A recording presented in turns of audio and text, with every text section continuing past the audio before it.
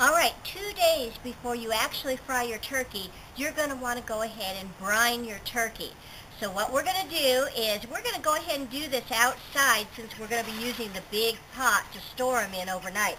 You go ahead and you put a gallon of water into your pot, your ground cloves and ginger into the pot, and then your brown sugar, and then you'll want to go ahead and put I took my whole black peppercorns and ground them pretty coarsely, and you'll want to put those in,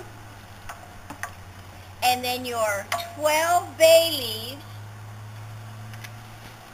and I had counted those out, and then your salt, your kosher salt, and you'll want to go ahead and add all of that. Now, I know it's sounding like we're using a lot of salt, but what happens is the brining actually soaks into the turkey meat, making it really juicy when you fry it. You're going to get rid of this brine water, so you're not actually going to have all of the salt in your turkey. Now what we're going to do is we're going to go ahead and bring this to a boil, and if you want to come up and take a look at your mixture here.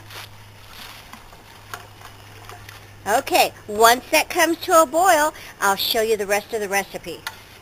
Okay, we're back, and it's actually boiling, and for this recipe I'm actually going to be brining a chicken also that we're going to fry, so I went ahead and added a little bit more water. And you'll be adding water after we finish this to the top anyway. This is honey. You're going to go ahead and add your honey now. Okay, now we're going to add our real maple syrup.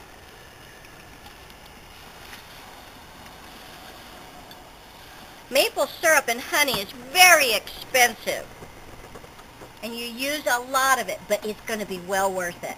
Then we're going to go ahead and stir this, and we're going to bring it back to a boil, and then we're going to go ahead and turn off the heat. Alright, now that I've brought it back to a boil, and you don't want it to get into a rapid boil, just until it breaks to a boil, you go ahead and turn off your heat.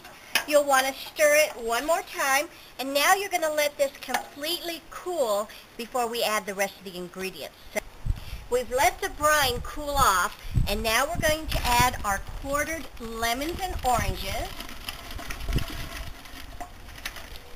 So we're going to add our thyme sprigs.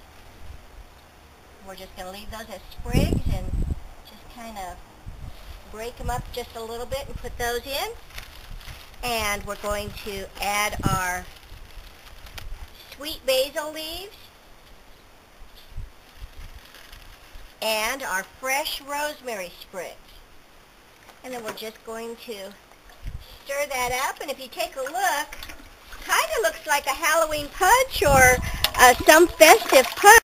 So once you stir that up, what you're going to do is you're going to actually put the turkey in butt first. And that's where you would actually stuff him. Now when you're frying turkey, you do not stuff the turkey. So you just go ahead and put him in there like that. I'm going to go ahead and put